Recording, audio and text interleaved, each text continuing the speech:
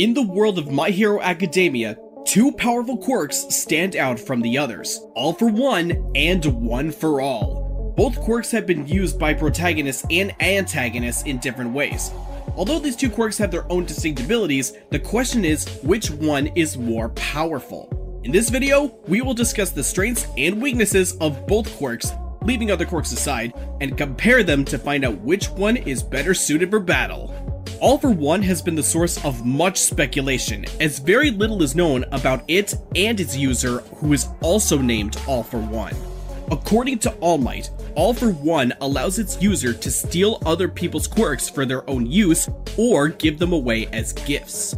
This quirk has made All for One one of the most powerful villains in the world, and a formidable opponent for any hero.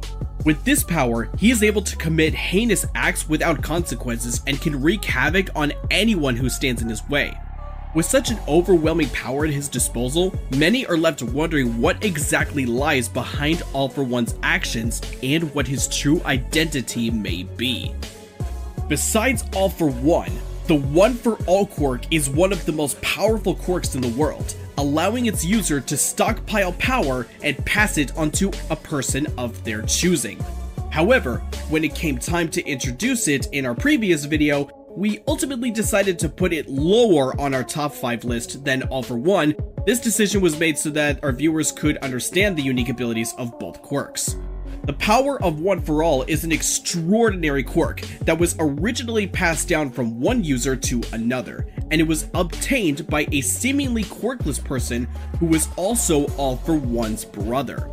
With this newfound quirk, the brother did try to challenge and defeat his brother and take away his ability to use other people's quirks, yet sadly, his efforts failed.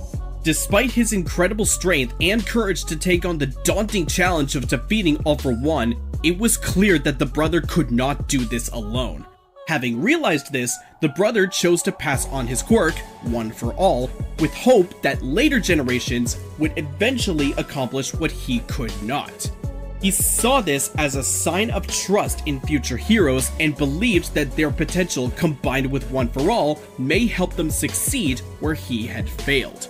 And in the future, All Might, the 7th bearer of One for All, was able to fulfill the hope of his predecessors by defeating All for One, not once, but twice.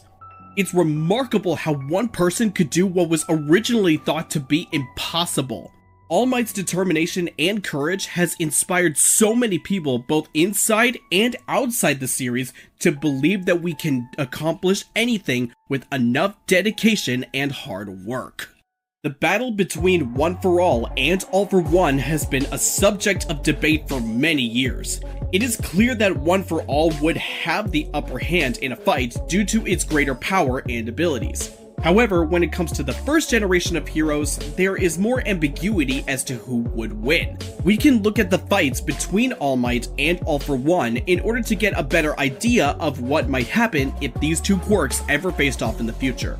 It appears that One for All clearly wins against All for One as demonstrated by their past encounters, but we must consider that back in the first generation, the brother did fight with All for One and he wasn't able to defeat him, which means that both powers are capable of overcoming each other given certain conditions and strategies. The power of One for All has been growing through the generations and will only continue to become stronger in the future. One for All is a powerful source that allows those who possess it to increase their strength beyond what they'd normally be able to reach on their own. While it is an incredible force, it still requires time and dedication to truly unlock its potential. The bearers of One for All have been training for years to master this ability and bring out the quirk's full potential. Thanks to the hard work throughout the generations, One for All has become a formidable weapon for justice. On the other hand, All for One is also a powerful ability in its own right, and it allows the user to steal and combine different quirks, allowing them to become exponentially powerful. This was not a problem for All for One, the symbol of evil, who lived a very long life. With his extensive knowledge and experience, All for One could use any combination of quirks to become stronger than anyone else. He even used this power to create an army of villains whose powers rivaled even the mightiest of heroes. These two powerful forces have been compared for a long time, but who knows what the future will bring? It's possible that one of the two could surpass the other in terms of strength. This is why it's important to stay informed and stay engaged in conversations about these two forces. We would love to hear your thoughts on this topic, as well as any other ideas that you have for future videos. We're always looking for ways to make our content better and more engaging for you. And don't forget to like, subscribe, and turn on your notifications if you want to stay up to date with our latest videos. Your support means a lot to us, and it helps us to keep our content interesting and relevant. Thanks a lot for watching.